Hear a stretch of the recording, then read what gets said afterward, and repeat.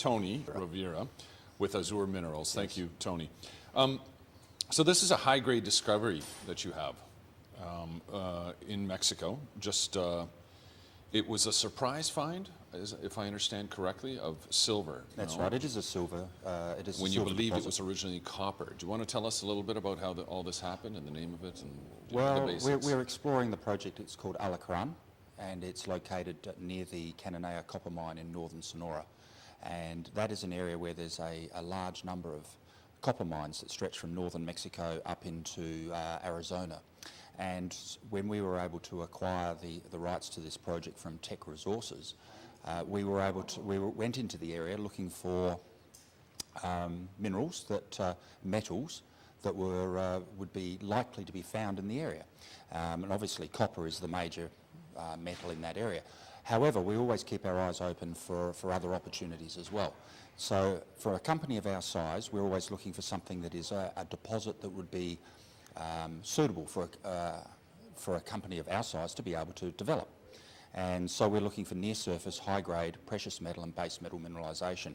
So yes, although we're looking for copper, we'll also keep our eyes open for other metals, and in this case we were good enough or lucky enough to be able to find a silver deposit. And when did all this happen, over the course of how long? Over the last year, we entered into the agreement with Teck to acquire this Alacran project and we started work in January 2015.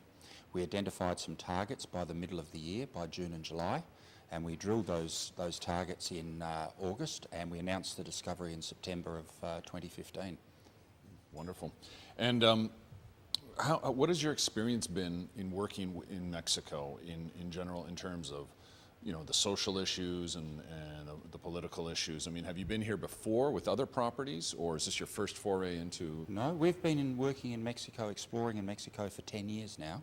Although we're an Australian company and we listed on the Australian Stock Exchange, but about 10 years ago we identified Mexico as a country with enormous potential for mineral deposits, and so we came to the country with the eyes wide open, aware of the mineral potential, but also aware of the social and political things that we had to take into account. So we're very comfortable working in the country, and we've built up a very good team mostly of local people. And during that time, we've been able to recognise areas where we might, let's say, choose not to go, and there's areas where we would like to go and explore. And so we obviously stick to the areas where the best mineral potential is, but also where the social issues might be less problematic.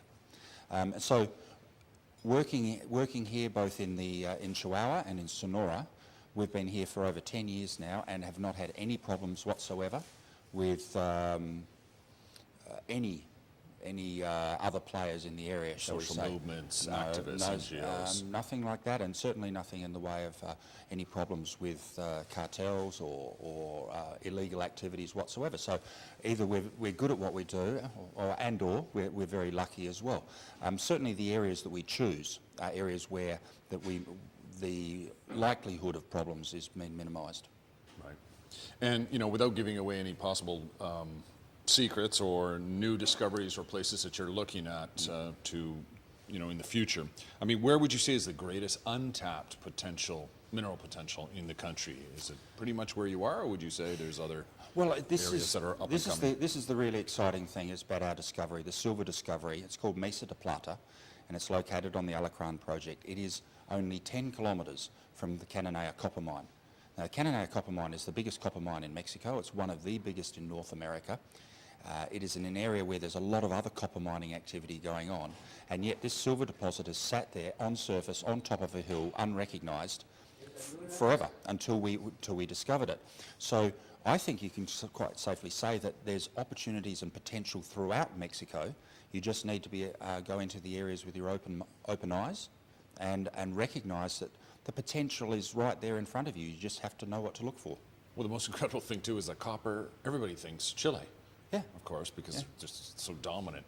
But to strike it within Mexico also is it's different. Yeah. It's unusual, and it's a great find. And it puts you guys in a special category in many ways. I guess just lastly, People are talking a lot about the brain drain, of engineers, geologists, in general, the mining industry, with people getting older, leaving it. How do we continue to attract youth to fill these positions in universities, in colleges, and other types of programs? Do you think it's a real issue, first of all, the brain drain? No, I think it comes down to supply and demand. And we've seen that, if I speak from the personal experience in Australia, for example, where we go through, the mineral industry goes through these boom and bust cycles. And the supply of technical people into the industry waxes and wanes along with the busts and booms of the commodity cycle. And so I don't think that there's a problem attracting people. The main thing is getting the right people at the right place at the right time. So sometimes there's going to be an oversupply of people in the lean times, and when times are really buzzing along and it's a boom time, there can be shortages. So it's a supply and demand equation. Now, for example, with our company, you go back 12 months ago, we had 2 geologists working for us in the field. Now, with our recent discoveries, we have 9 geologists working for us in the field. And they range in age and experience from a couple of guys in their mid-20s or mid to late 20s through to several guys who are in their late 50s. And it's a wide range of experience and a wide range of skill sets amongst those people as well. But they're all Mexican and they've all done wonderful work for us. And it just goes to show that in this country, in Mexico, that you can find really good people for whatever you need to do.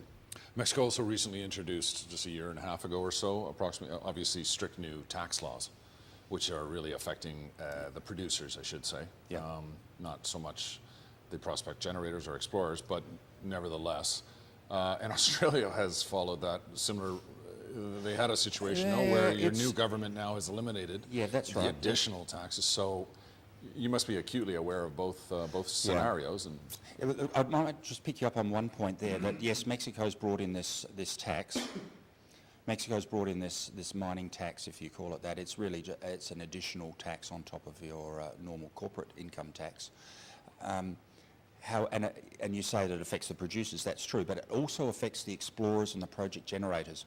Not immediately in your bottom line, but it affects your ability to raise money, capital, in foreign countries. So we're in Australia or in Canada or in the US, and we're trying to raise capital to be able to spend it here in Mexico.